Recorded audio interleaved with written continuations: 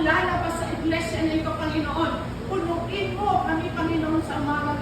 Create in me a pure heart, O God, and renew a steadfast spirit within me. Do not cast me from your presence.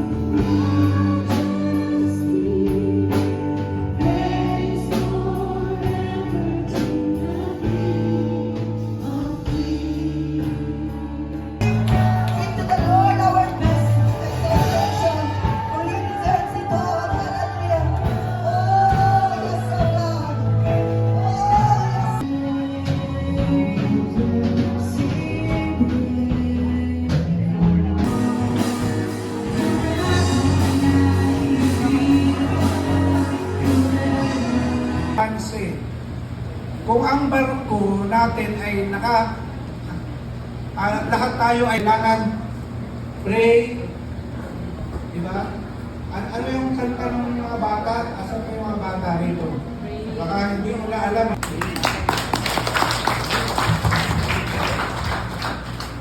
Good morning po. Wow!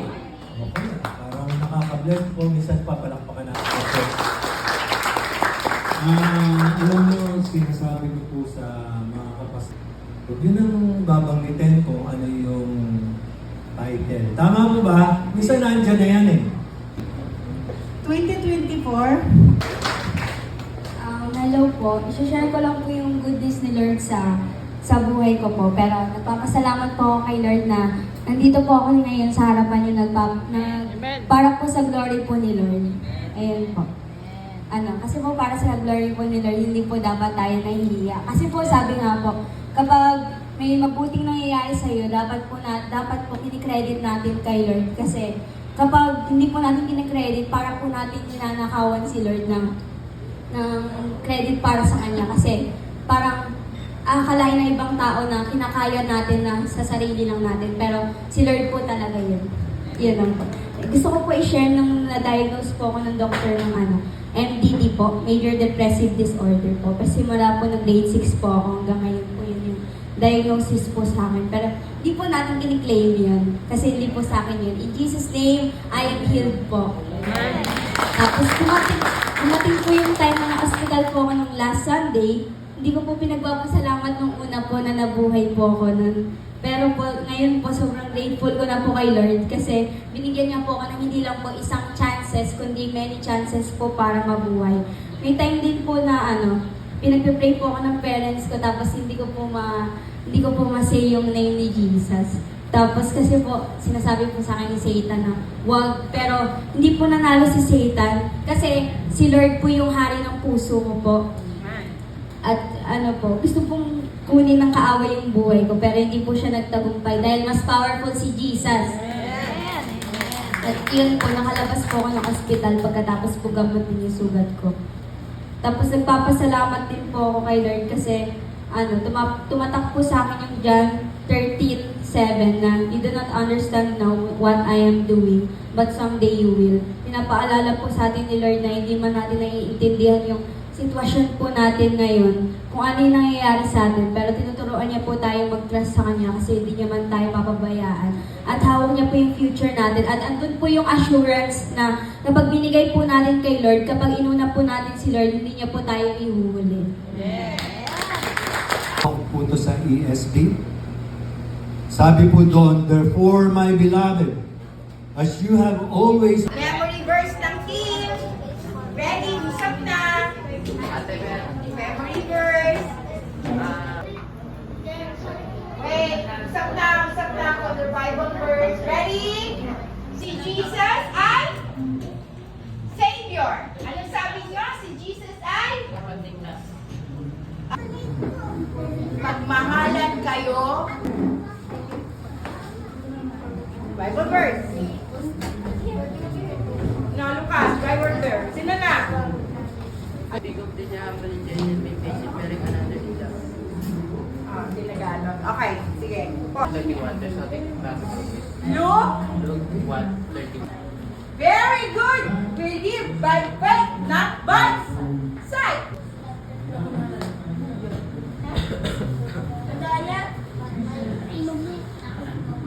Magagawa?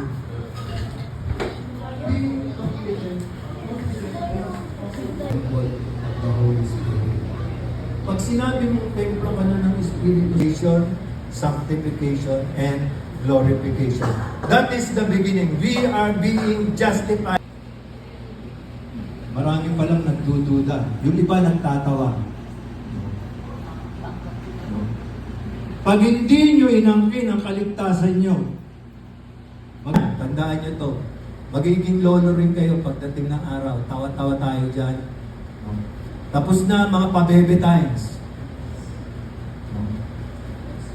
Tapos na yan. Dadating kayo, magiging tatay kayo. Mapera lang kung nagmamahal kayo sa mundo.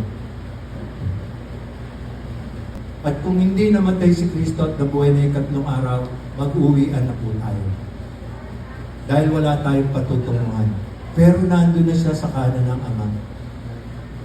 Yun ang nagbigay ng halaga, pag-asa, para tayo'y mamuhay ng may kabanalan. No po? You have begun a good work. Sa church, hindi nagtuturo about sin and repentance. Magtaka na rin kayo. Yayaman tayo! Gagaling! Gagaling! Kaya maraming kiya sa loob ng church. Ang gagaling, know it all.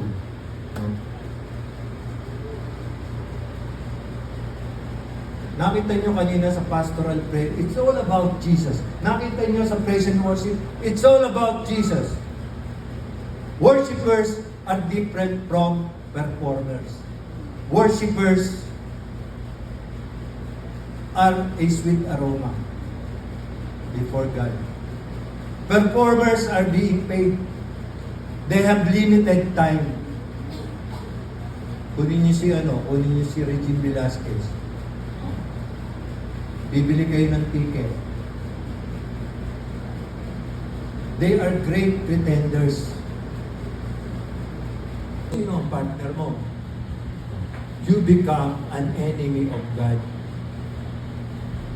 Maaaring ang pagmamahal mo, pag-ibig mo, nasa kamunduhan.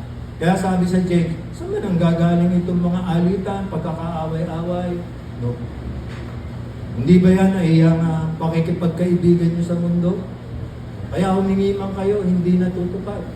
Kasi mali ang puso niya. Tawa kayo ng tawa. Hindi kayo nakikinig. Kaya ngayon, yung mga music ministry doon, sabi ko, hindi ko kayo tinatakot. Dadating tayo doon, you can buy happiness for a short while. Bili ka ng kotse, bumili ka motor, bumili ka ng e-bike, wow!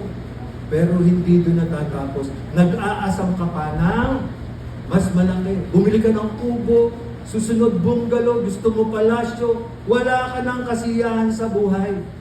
But true joy is with God. Amen? Ano man ang katatayuan natin sa buhay, we are contented. Amen? Kung ano yung binigay sa atin, that is the result of that transformative love. Hindi tayo nakikiayon sa takbo ng mundo, hindi tayo nakikikabit kay Satan, hindi tayo nakikigulo, but sabi nga sa 1 John 4:19, sabi, kung sinasabi nating umiibig tayo sa Diyos, tama ba? Sapagkat ang Diyos ang unang umibig sa atin. Yung mga hindi kaibig-ibig, dapat ibigin. Kaya sabihin mo sa asawa mo, iniibig kita. Hindi ko sinasabing hindi ka ibig-ibig ang asawa niyo.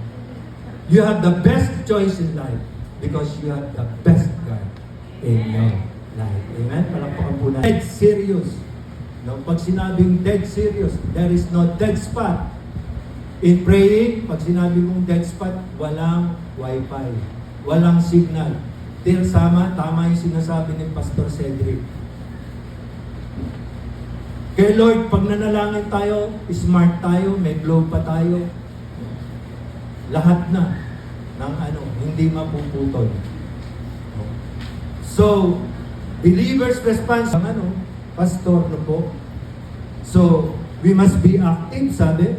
Passive faith is without spirito natin, nagpapasakop sa Espiritu Santo, hindi na mahirap magbago. Kasi si Lord ang gumagawa, hindi na ako. All we have to do is be submissive and obedience to the leading of the Holy Spirit. Department of, hindi po yun. Ito po ang ibig sabihin mo. Number 1 is diligence in sanctification. Patuloy na lumalago at nagbabago tayo araw-araw because of the transformative love and the work of the Holy Spirit. Number 2 is obedience. Nandiyan po ba? Ayan, nandiyan na pala. Sabi doon, obedience eliminates and frees us from sorrow, frustration, stress, and anxiety because we are aligned with God's will. And number 3 is humility at work. Active. Humility eliminates pride and arrogance according or recognizing that it is God who works in us, not our own strength. Amen po ba? Transformation is the work of God. Dito. You're not pretenders, you're not being paid with limited time. Ano po? Sabi, kailangan talaga hindi tayo maging performers. Kaya sabi ko doon sa mga worshipers doon, buti ngayon, minsan nagtatago doon sa kabilang kwarto. Pinalagyan ko ng TV at saka ng speaker yung kabilang kwarto para marinig nila kung ano yung pinipreach. Kaya this is not earned by human effort. It is an internal, unconditional sense of value that comes from God. Forgiveness and grace. Christ's death was not for the righteous or the deserving, but for the people in a state of rebellion, weakness, and ungodliness. The unlovable were given hope, unconditional love not based on human performance, but on God's character. They were renewed and received peace. Reconciliation bridges the gap between God and humanity. They are empowered to love others and to live with joy in their hearts. Conclusion. Chapter 2, verse 20. Sabay-sabay po kaya natin basahin. Sige po. Balik lang po.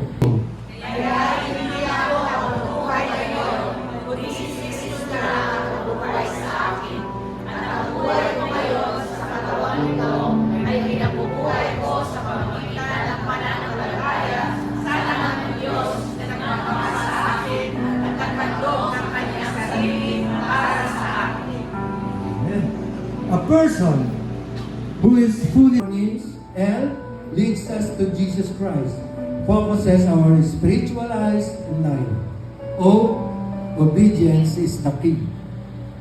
V is victory in His name, and E is evil is defeated. Ang naming Diyos kung hindi ikaw ang magiging partner namin. And this morning, it is not an accident. Maybe, is God the love? The God of love? Is He the God of love? Kung talaga, hindi ko na kayo tatawagin dito sa harap.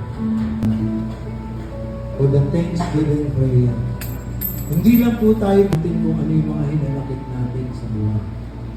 But really, Jesus is the only answer. Kailan po I know the love of God is in this church. Kahit Diyos ang nagpapalago, tayo ay patuloy nagiging alipin at disipulo ng Diyos. Your mouth is a blessing. Because God is not a God of cursing.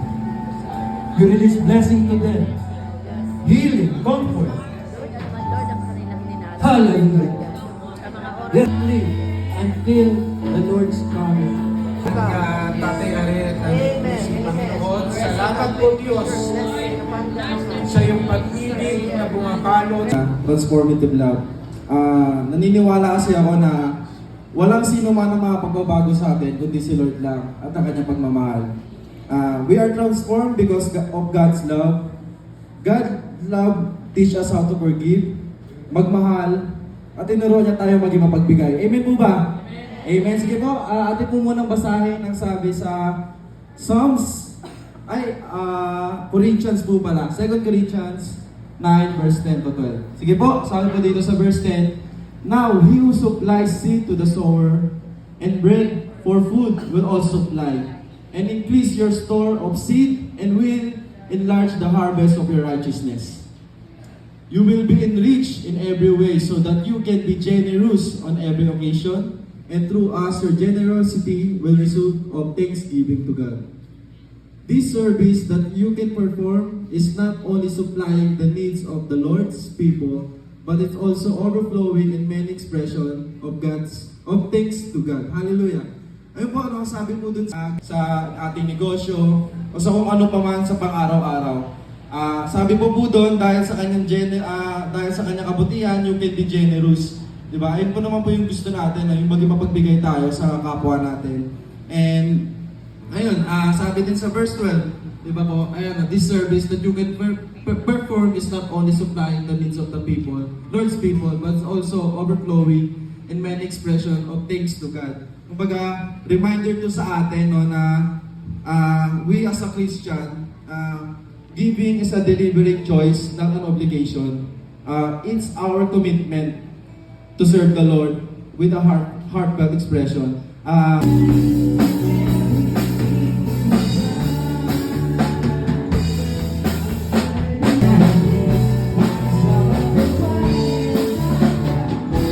Wala kami na itong blessings na ito, Panginoon, ay makakatulong, Panginoon, para sa pagkakas ng mga tahanan. Salamat po sa iyong pong mataas na parangal. In Jesus' name we pray. Ng bagay, O Diyos, ang buhay namin ito, O Diyos, ito, Panginoon. Kaya hayaan mo, O Diyos, sa paglabas namin ng inyong tahanan, O God, salamat po, O Diyos. Let the joy of the Lord be our strength, O God.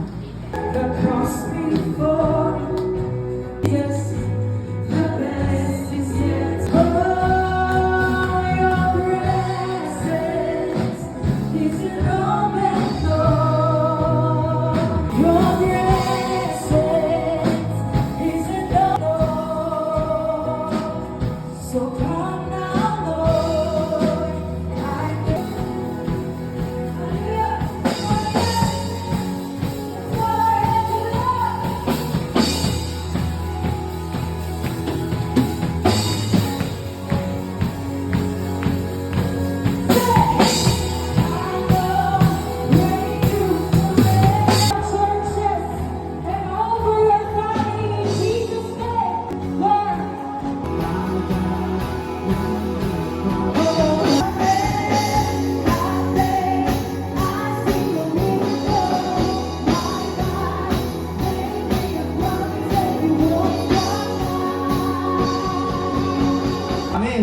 Isa lang? Ayun, nadami naman pala eh. So yun po, no, yan, I encourage everyone, no, na supportahan po natin yung Nakaputihan po sa bawat isa po sa amin at pagin sa mga pagkain.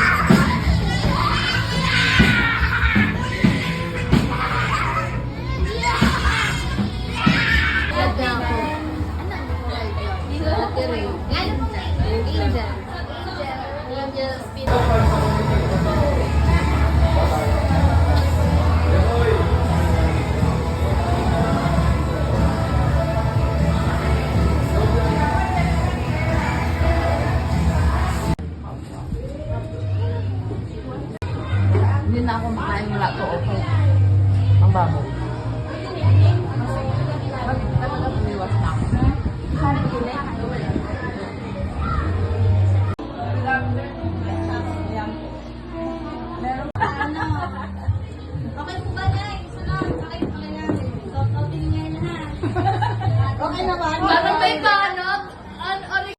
Okay lang, dito lang. Sorry.